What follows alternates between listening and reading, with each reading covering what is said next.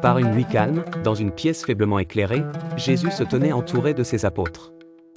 La tension était palpable, chacun ressentant la gravité du moment.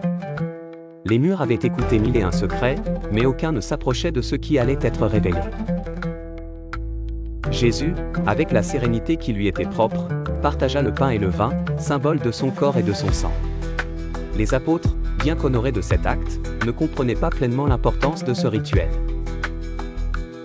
Le jour suivant, le ciel s'assombrit. Une atmosphère lugubre enveloppait Golgotha comme un linceul. Jésus, les bras tendus sur la croix, regardait le monde au-dessous. Il sentait la douleur de chaque clou, mais aussi l'amour profond qui le poussait à se sacrifier. À ses pieds, Marie et Jean, les visages baignés de larmes, tentaient de trouver du réconfort dans leur foi. Les murmures du vent semblaient chanter un requiem pour le monde. Et puis, un miracle.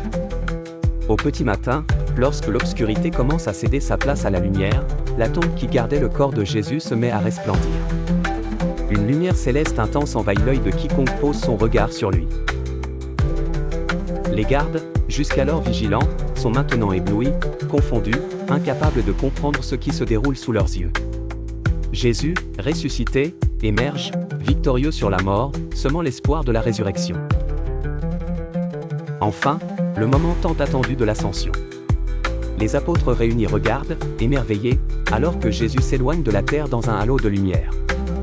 Ces paroles continuent de résonner dans leur cœur, apporter l'amour, la paix et l'espoir.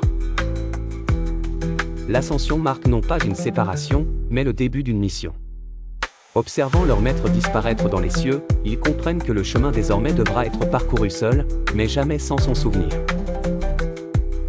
Ainsi se termine un chapitre, mais la véritable histoire vient tout juste de commencer.